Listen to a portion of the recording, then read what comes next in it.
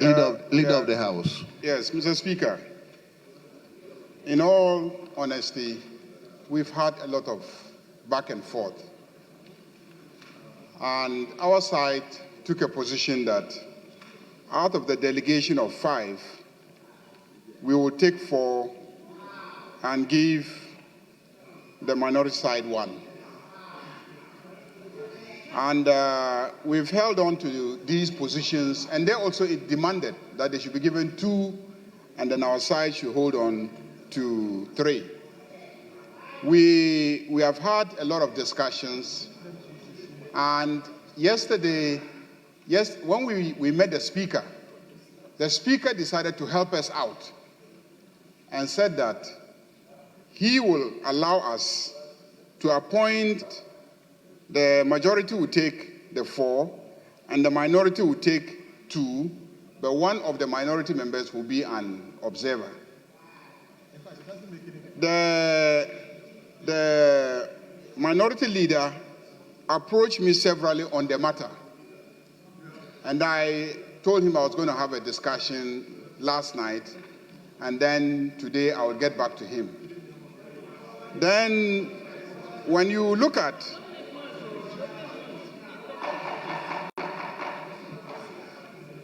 now, this argument about numbers also applies to the ECOWAS Parliament delegation.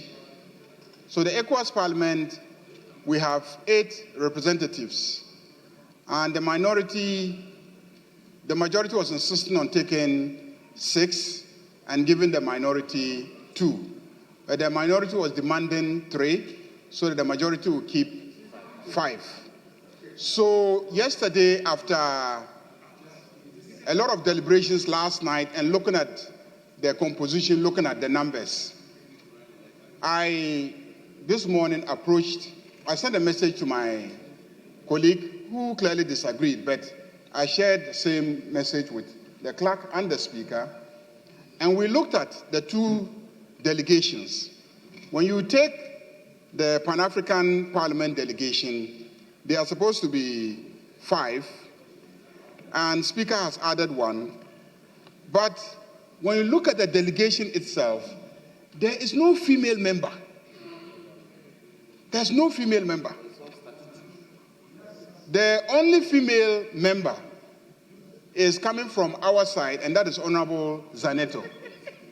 And this Honorable Zaneto is somebody that this side has been campaigning for her to be given a position.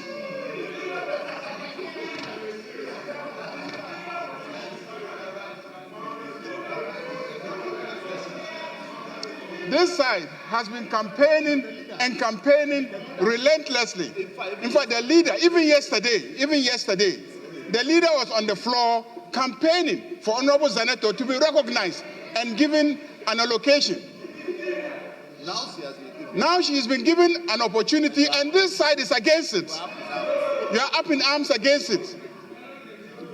When we look at the delegation, there is no female except Zaneto. So we pleaded that when it comes to the Pan-African Parliament, let's maintain Honorable Zaneto there. Then we can plead with our brother, Honorable Patrick Yaobuama, to be the observer. Then the minority will also be compensated when we go to the ECOWAS Parliament delegation. So the ECOWAS Parliament delegation, the person that we proposed to be part of the majority delegation will rather also go as an observer, so that the minority side will have a delegation of 3. The 3 that they were demanding, the 3 will go for the ECOWAS Parliament, and then we too, the 4 we are demanding will also go on the Pan-African Parliament. And in the case of Pan-African Parliament, you send 1 person as an observer. In the case of ECOWAS Parliament, we also send 1 person as an observer. I thought that was a fair compromise for us to reach. That's what I think, honestly. I honestly want to meet my brother fully, but this is the situation. We will clearly be breaching the obligation to have gender representation in our delegation. For Pan-African Parliament, they even have a practice of having observers. I've been in the ECOWAS Parliament. Honestly, I don't know of observers in ECOWAS Parliament. It's not there. We don't have observers in ECOWAS Parliament. And he is here. I've been there for so many years. No delegation comes with an observer. Yes, and you are the third deputy speaker. We don't know of observers in ECOWAS Parliament, but just out of trying to compromise, Speaker said, look, let's add somebody, let the person be accompanying them and observing proceedings and coming back. When there's an opening in future, then we allow the person to go. So in effect, what we've done is we've ceded the ECOWAS Parliament to you, and we're also pleading with you so that we can take the Pan-African Parliament plus an observer. In fact, our chief whip was an observer in the Pan-African Parliament. He was, because they accept observers. Yes, as part of the compromises. As part of the compromises, usually we make compromises. So I'm pleading with you that this arrangement works for all of us. So let us accept the arrangement and then move the motion so that we can have the communication sent to the Pan-African Parliament. The names are, the addendum.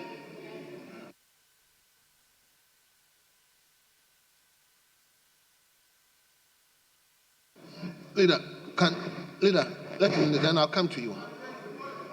No, I'll come to you. Let me.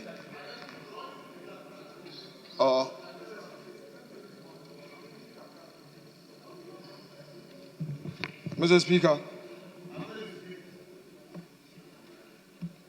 I'm very sad this afternoon. Very sad. Sad in the sense that this side of the house always keeps to a side of the bargain.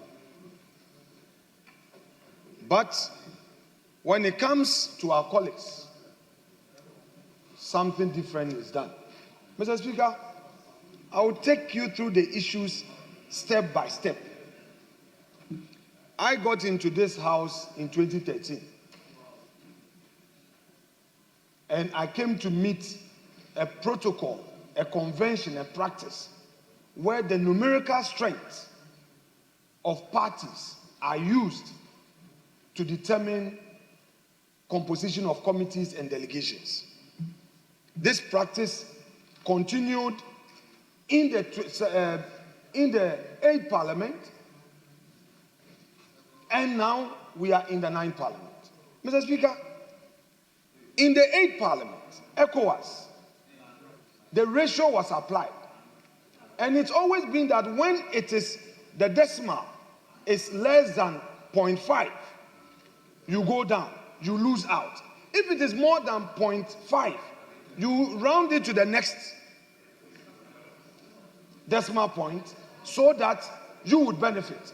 Mr. Speaker, the ratio as agreed upon in this 9th Parliament is 32%, 68%. We are 32%. They are 68%. It's been used to calculate the committees. Mr. Speaker, there are committees that you have 13 NDC members and we are just 5. We've accepted it. It got to a point during the negotiations, I sent my respected chief whip to approach our colleagues that for some of the committees that we are 0.45, they should at least compromise for us to have one more. They said no. We kept quiet. I said, it is what it is.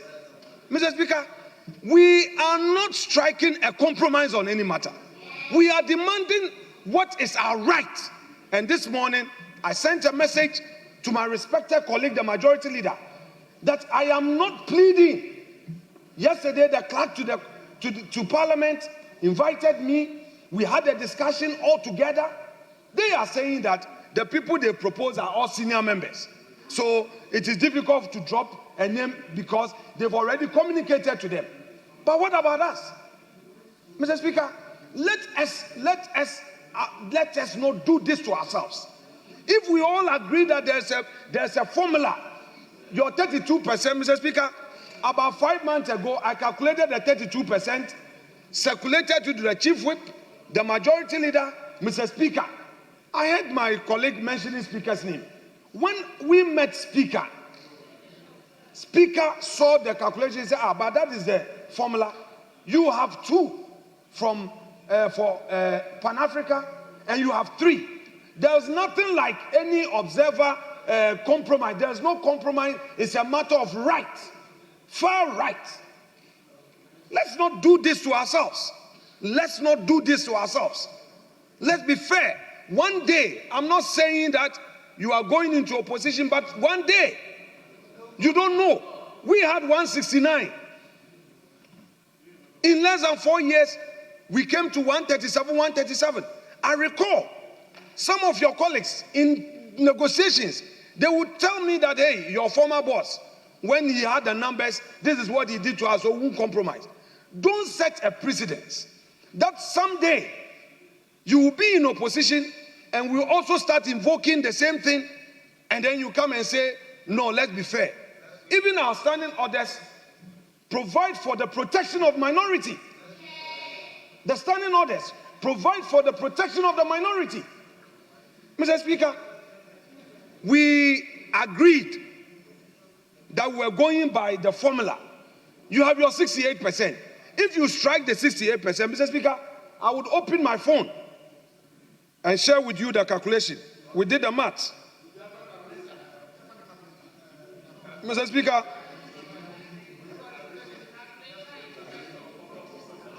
Speaker, yesterday I repeated the calculation. Let's start with ECOWAS. If you calculate majority, 0.68 times 8 is equal to 5.44. Minority, 0.32 times 8 is equal to 2.56. Per the known formula that we used in the committee formation, what that means is that the 5.44 is not up to 0.5. So they would keep 5. And then the 2.56, because we have crossed 5.6, we round it to the next decimal point, which makes it 3. This is what they've had. And in fact, there's a reason why in ECOWAS at the 8th Parliament, we had it 4.4. Because when we calculate, we were getting 3.44, we were getting 4.44, and they were getting 3.56. So they said, hey, that is what it is. That's why we shared it equally. Mr. Speaker, let's deal with Pan-Africa. In Pan-Africa, it is 5, a delegation of 5. I calculated and shared it with them. Majority, 0.68 times 5 is equal to 3.4. Minority, 0.32 times 5 is equal to 1.6. The same formula, the same precedence. They would get 3, and then we would get 2. How then do you say that, with respect, Speaker directed that we should take 1 and have an observer, and then you should have 4? Mr. Speaker, why would we be changing the story as we find convenient? No. Yesterday I made it clear. I made it very clear. And my respected colleague, the leader of government business, said he was going to consult. And I said there's nothing to consult about. What about all our 3.44? Some committees, independent constitutional bodies. How many are we? The minority. We had 4. Some of it, you didn't even compromise that you had about 14. Go to public account. How many do we have there? Why didn't you compromise on some of these ones for us as minority?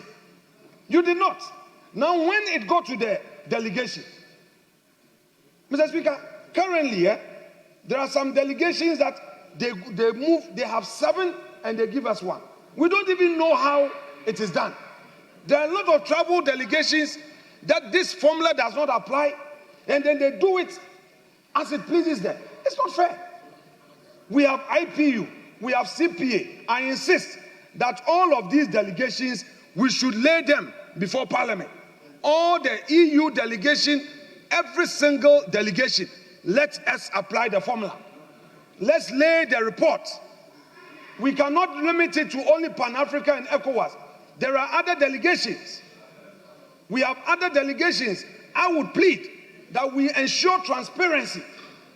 Our friends should look at posterity. They should look at tomorrow. Look at tomorrow. You are 183 today. Think about tomorrow.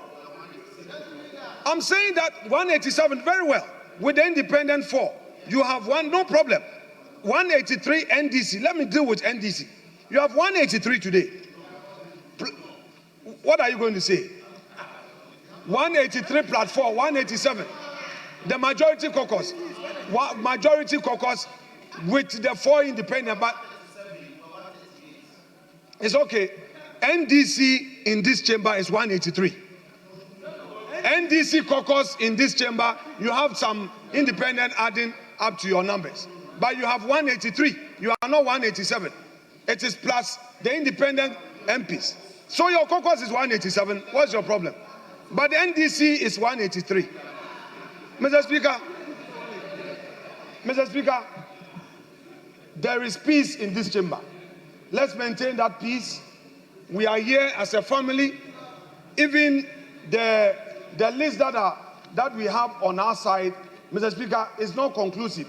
I was supposed to do some amendment. I didn't know it was going to be advertised. There are some consultations that I did.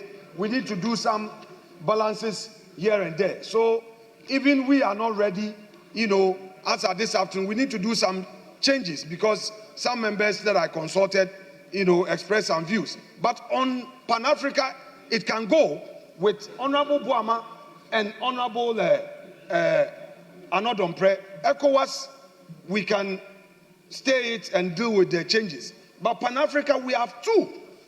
Our 2, which is as a matter of right. We are not negotiating. We are not begging anybody. We are not pleading. It is as of right in accordance with the known precedents that we all know. We have 2. It's Honorable Patrick Buama of Okankwe Central and Honorable Anodompre of Isawo Madwejiri, the Chief Whip. Mr. Speaker, I am grateful. If they want to do the observer status, that's fine. They can. We will not even ask for observer. We are okay with our 2. They can decide to have even 3 observers. That's up to them. Yeah, Mr. Speaker, just a moment. You see, I've heard everything that he has said. We've all been in this house, and I think Honorable Muntaka is one of those that understand these things better than any other person. But the reality of the composition of the Pan-African Parliament is this, that it is always led by the first deputy speaker. Non-negotiable. The first deputy speaker can be an MPP member. The first deputy speaker can be an NDC member. It is always led by a first deputy speaker. Listen to me. I listen to you in silence. The first deputy speaker has always led the delegation to the Pan-African Parliament. Statutory. You can't change that. Person can be an MPP, an NDC, an independent member, but he leads or she leads. Then the 2 chief whips, the minority whip and the majority chief whip. The 2 chief whips, they are statutory members of the delegation. Mr. Speaker, when you remove these 3, technically the appointive members are only 2. The members that are to be appointed are only 2. Now, with 2 persons to be appointed, let's now apply the percentages and see what you will get and what we will get. That is why when you do the analysis, we said that for the 2 nominations, take 1 and then we'll take 1. Well, Honorable Muntaka is here. Go to the records. and see whether throughout the life of the delegation, whether it has always not been the first deputy speaker who leads, then the two whips who join him, then we now nominate two people to join them. If you look at it from that perspective, it is simple. It is simple. So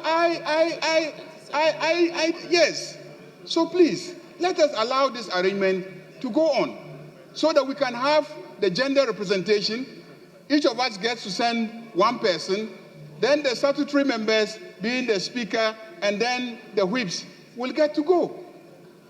Indeed, it is pursuant to the position that it has to always be the whip, that when we made a transition in the middle of the life of the parliament, we had to compromise and allow him to go as an observer, because the slot was known to be for the whip. That was the position, because it was known that the slot is for the whips. So even though Muntaka had left as a whip and was an ordinary member of the House, we as a House agreed that for a smooth transition, he will go not as a delegation member, but as an observer. And this House adopted it. Mr. Speaker, don't talk as if we want to just use our numbers to oppress you. So I plead with him, let's allow this arrangement. And indeed, it is to reach out that the Speaker accepted the continuation of the observer status, so that we'll have our colleague, Honorable Yao Boama, to be a member of the delegation, but as an observer. So please, I'm pleading with you. Let's allow this to go. Then, subject to you sorting out your issues with your delegation for the ECOWAS Parliament, then we can deal with that one.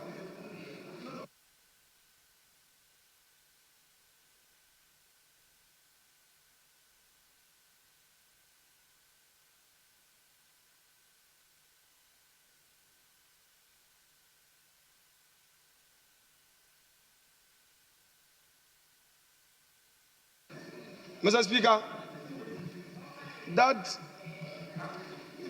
new theory of statutory membership is unknown.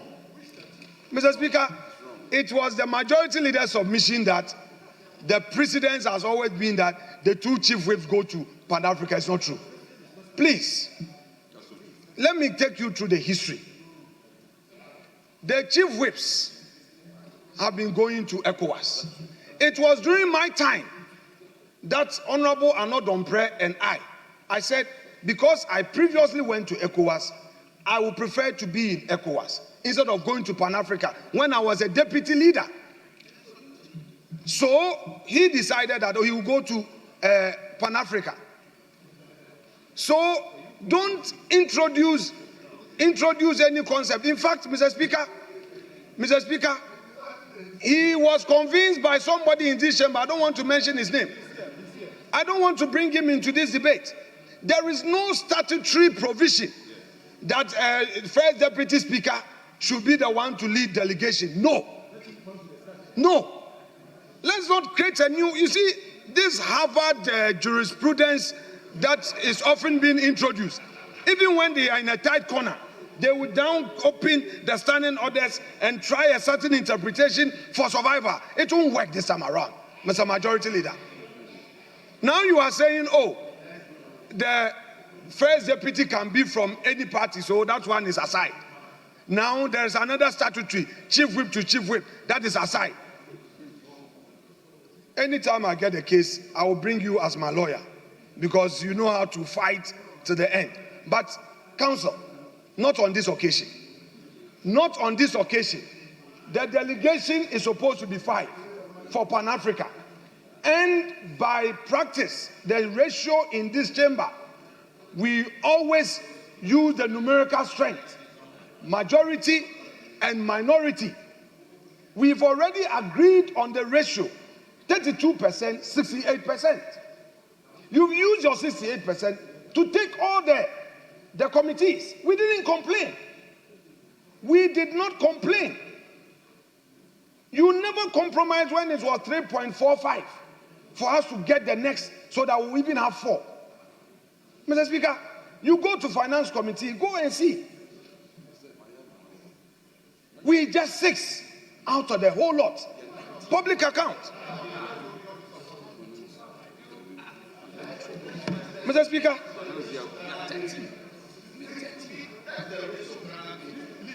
that is true. Don't worry. Don't worry. You've not spoken into the mic, but I agree with you. That is the ratio Ghana gave us. I agree. So why are you taking away what Ghana has given us? What you are trying to see, Eche, let's be fair in this game. Don't try it. You see, we are adults. This game, you know you are coming to equity with very dirty, unclean hands. Stop it. You know from your heart. He knows. Let's stop this. Mr. Speaker, don't let us introduce and reinvent any theory to back any argument. They are supposed to be 3, and we are supposed to be 2. Why try to, encourage certain actions that will come back and harm this house? We cannot, Mr. Speaker. And I don't want Mr. Speaker to be introduced into this, that Mr. Speaker took a decision. Please, we already sat and agreed. When this thing became a controversy, I calculated it. The clerk was there, the majority leader was there, and the speaker was there. I showed it in his office. Your only problem is that you have already informed your senior members ahead of this. That was it. Well, no, let's be gentlemen. Let's be gentlemen, guys. Let's be gentlemen. You said you have already informed them. And it's difficult to go back to say, oh, your name is being taken out. Find another place for them. No, but he has mentioned it. That's why I'm referring. He mentioned it. He listed the names, our senior members. Else I know how to control my mouth. You know it. You know what I know. You know. So don't go there. I'm not an okro mouth. You know. Because, no, I'm referring to you because the leader brought it up. I'm not, yes, of course. I respect code. And you know I respect code. Mr. Speaker, what is happening is unfair. I would plead with the majority leader that since his own chief whip is saying the 32% is what Ghanaians gave us, he should help us to maintain our 32%. We are not asking for more, irrespective of what you want to do at the Ablekumanov.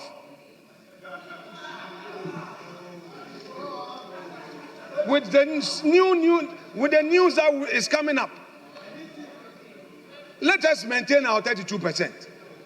Let us have the 2 for Pan-Africa, our 3 for ECOWAS. That is what we are entitled to, and we demand it as of right for the umpteenth time. Let me repeat it. We are not going to do any so-called observer and then whatever. Mr. Speaker, when there was reshuffle at the minority bench, Mr. Speaker, now let me come to the next argument. They claim that there was a certain precedent. When there was reshuffle, Honorable Muntaka became naked because there was no role for him at the front seat.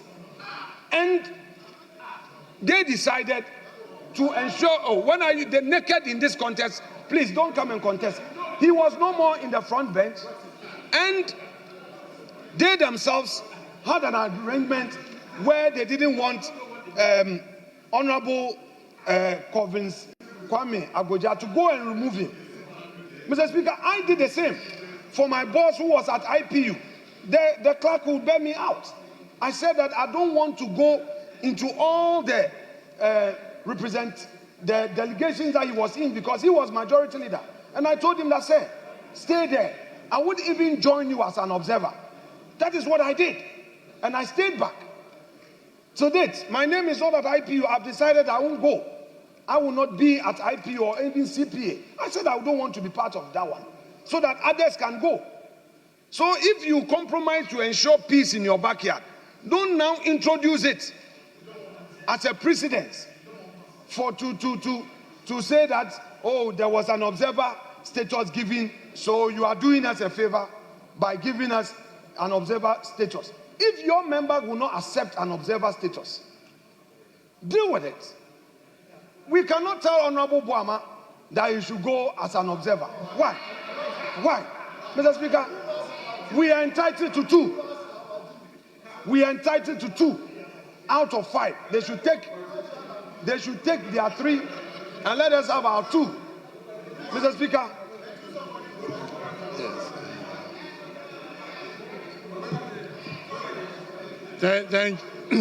Thank you, Mr. Speaker. Mr. Speaker, I'm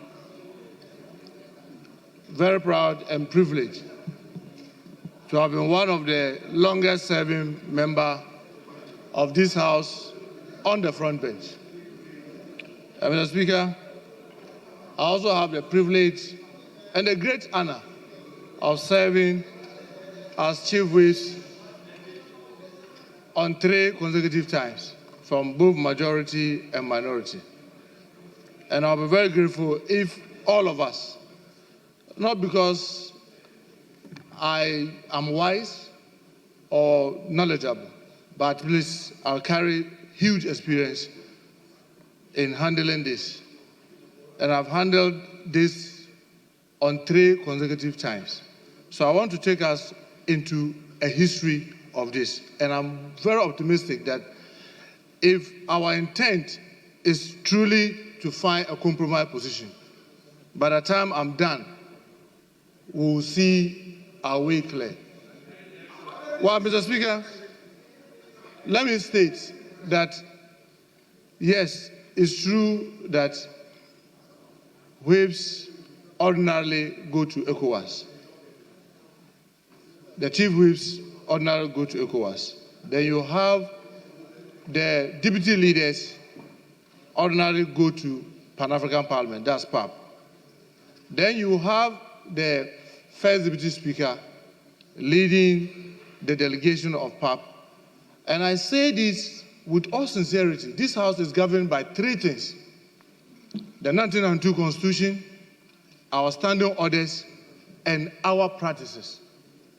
Our practices may not be written anywhere. Some of them you can find in the Hansard or official document. But it serves as a very useful guide most of the time. And then we have the leaders. They are usually assigned to IPU and CPA. Then something happened in 2013. I became chief whip. Before I became chief whip, I had already been assigned as one of the junior members to Pan-African Parliament before the 2012 election. So when we came, I remember very well, Honorable Leader Oseche Monsu encouraged me to move from Pan-African Parliament to come to where whips usually go. I then pleaded with the late Honorable Deputy Leader, Honorable Agbesi, and said that in Pan-African Parliament, I have made so much strides. And I was in some of very important committees there. So to leave that and start, I really wish he could swap with me. What I'm saying, Speaker Doajawo is alive. We went before him and we agreed to do the swapping. So I remained in Pan-African Parliament, even though I was a whip, and then he went to ECOWAS Parliament. Now, fast track. In the 8th Parliament, my colleague, Honorable Anu Dompre, came. And Honorable Minority Leader today was the Deputy Leader then. But my situation in 2013 met him, where he was in ECOWAS before becoming the Deputy Leader. And I encouraged my colleague, the whip, to understand, to swap with him.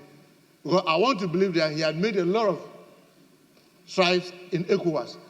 Changing for him to come to Pan-Africa will mean we'll be losing all the advantage that the then Deputy Leader would have gathered in ECOWAS, he will be throwing them away to start afresh. So they agreed and they swapped, and the rest is history. But the compositions, yes, that's how come. So it didn't start with me, it really started with me. Mr. Speaker, Pan-African Parliament was started in 2004. And when it was started, our first delegation were led by the president today, Honorable Malik Al-Hassan, who is alive, Doa Dao, then a deputy leader, and Honorable Malik Al-Hassan was a deputy speaker. That's how come he was the leader of the delegation to Pan-African Parliament. So, yes, it's not written anywhere, but these are the practices that we've done. But let me come to the composition. Mr. Speaker, in the seat parliament, the total number of the House was 275.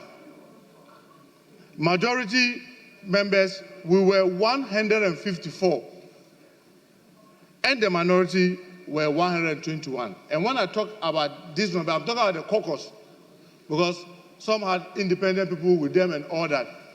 Later, your own neighbor, Osewusu, Honorable, was working with them, and that gave them 121. And we had 154. Mr. Speaker, I want to beg the leaders to listen to this very carefully, because I know how emotional it is when you are sharing things in this house. When we come from election, we have our caucus strength, and we normally break them into percentages. So then, we, the majority, our percentage was 56, so 0.06, and the minority was 0.44, that's 44%. If you multiply the 0.05, which is that of the majority, by 13, when I'm talking about 13, I want all of us to listen very carefully. When I talk about 13, I'm talking about Pan-Africa 5 and ECOWAS 8. When you put them together, that's 13. When you strike the percentages, it gives you the global figure you get for each caucus. If you look at them, the strength of the caucuses was that with ECOWAS, the majority was going to have 7.2. When you put the two together, you're going to get 7.2. 7.2 members means that 7 members. So they had 3, they had 3 for Pan-African Parliament, and then 4. Even though then they had 4.47, if you wanted to break it. But when you put the two together, it gives you 7.2. So when the percentage does not deviate much from the absolute, you then share 3 and 4. And then in 7th Parliament, the numbers changed, and the majority became 169, and the minority became 106.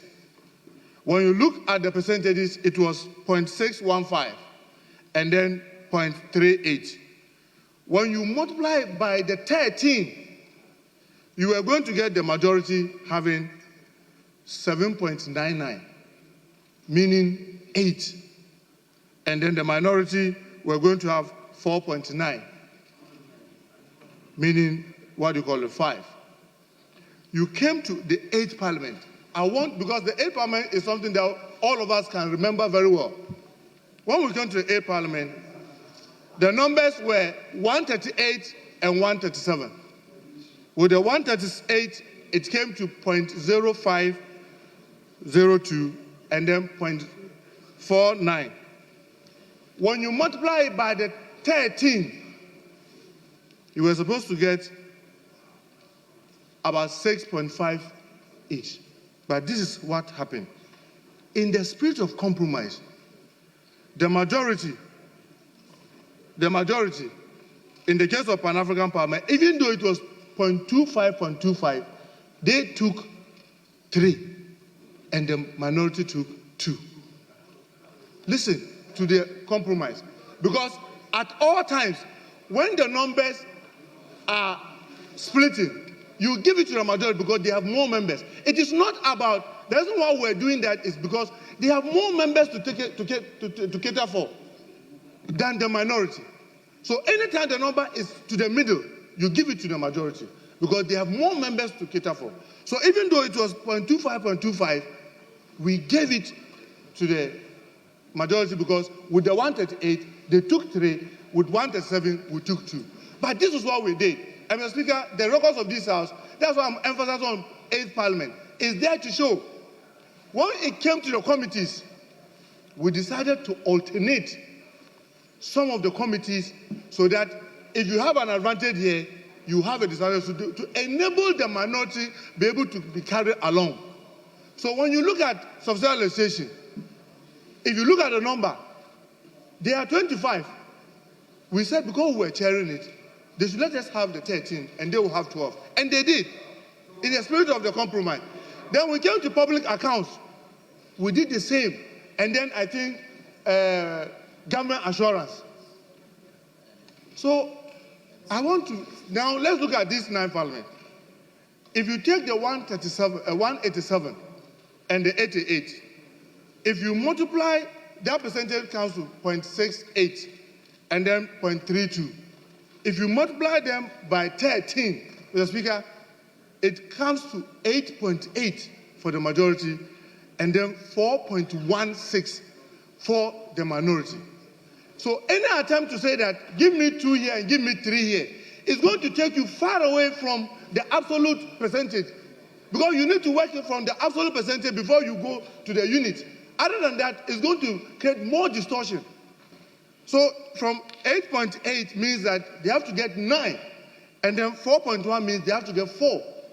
But it is then for them to then decide, okay, give us 2 in Pan-African Parliament and 2 in ECOWAS, so that we'll have our 4. Or no, give us 3 in ECOWAS, because the number there is 8, and give us 1 in Pan-African Parliament. If you move away from this, Mr. Speaker, what it simply means is that when it comes to the absolute, you will be disadvantaging the majority so deep by 0.8 as compared to advantaging the minority who just has 0.16.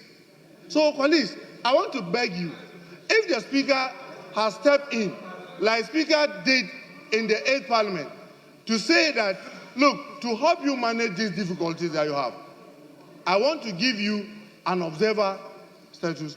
Remember, the last time when the compromise came, the observer status went to the minority. It went to the minority.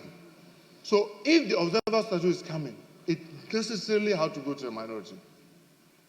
Colleagues, you can choose to say that all this history I've given is irrelevant because it may not give you what you want. But I want to just caution all of us. I've heard many of you repeatedly say it. This House, especially the leadership, if you don't allow the spirit of compromise to work and allow also the institutional memory or the practice of this House guide you, what you simply be doing is that you always be at war with each other, no matter what is at stake. The way this House has run effectively is that in one leg, you get an advantage, in another leg, you get a disadvantage. But if you want to say that in every single committee, you want to apply the formula, what I know is that, especially with the kind of majority that we have now, if you are not careful, the minority will virtually become irrelevant in almost every committee that you be sitting. But that may not be good for us. There may be instances where you have to form a committee because of what you want them to do. You say that, yes, even though we have this let's compose a committee in a kind of 55-45, so that we want to get it to do somewhere. But if we refuse and we want to continue arguing, well, what I would say is that democracy has no alternative. It's the worst form of governance, but it has no alternative. When I say it's the worst form is that, Mr. Speaker, you are a lawyer, you are an engineer. When it comes to law, engineering, you are way ahead of me. But me and I can go to a contest of engineers and I'll be voted and you'll be left. Because democracy says they look at my face and say, oh, maybe I'm looking taller than you, so they are electing me and leaving you when you are truly an engineer who could even do the same work. But that's what we have. When this thing becomes a problem, what our rules allows us to do is to vote on them. But I will pray that we don't get to a point of voting.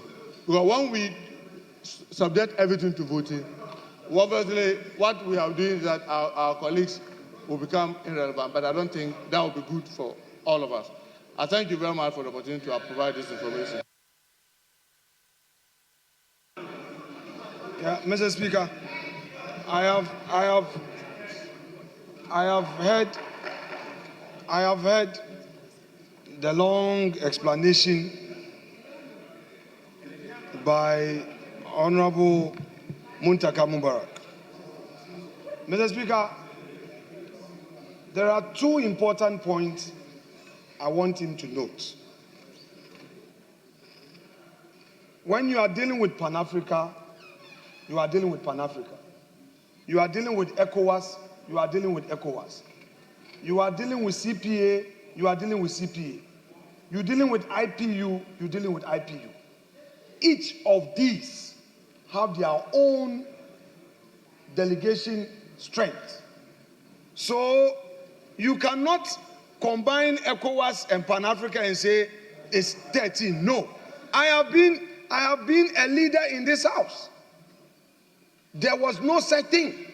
So please, Mr. Speaker, I was part of the 7th Parliament. I was part of the 8th Parliament. We dealt with Pan-Africa separately, we dealt with ECOWAS separately, and that is what we know. So as for this new arrangement, I don't know about it. Let's not go there and try to confuse everybody by saying that you are dealing with a number 13 and strike average. No. You apply 32 just as we do for all the committees. The committees in this parliament are not the same. Some committees are 19, some are 13, some are 21 and all. On each committee, we apply the formula. Mr. Speaker, so the argument he made that you put together and strike the balance is never true. That argument falls flat. And having addressed that, I'll move to the next. Mr. Speaker, maybe Honorable Muntaka is not aware, but today it's good he's brought it up. Your colleague, the Chief Whip, did not agree to our side having more numbers for committees that we chair. A committee like public accounts, we chair the committee on public accounts. We have 32% on the committee.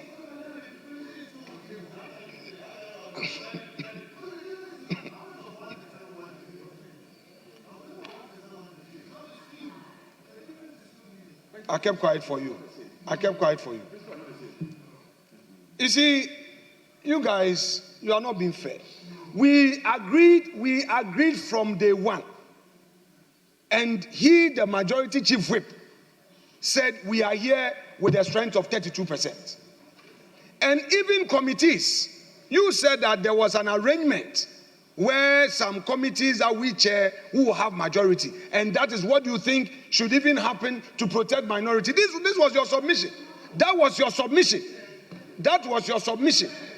Now you are changing. Mr. Speaker, for me, there is nothing to debate.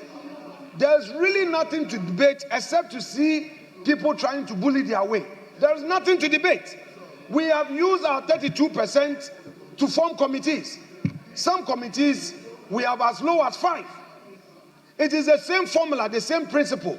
It cannot change when it gets to Pan-Africa or ECOWAS. We will not accept it. We demand it as of right. All these calculations and you combine. Then combine all the delegations. CPA, we have its own formula. IPU, we have its own formula. And then we go by the 32 against 68. Why do they want to change it? Mr. Speaker? No way. No way. They shouldn't do that. Honorable members. Okay. Mr. Speaker, let's stand that down. Let's stand that down. If they are opposed to us moving the procedural motion, then we'll just stand it down. I think we had a challenge with the clerk indicating that he needed to send some communication to South Africa. That's really why we were trying to get this done today. But given the position of Osahin, given the position of Osahin, I think that we will stand it down and engage in some more consultations. I think Honorable Muntaka has given us some guidance of how it was done in the past.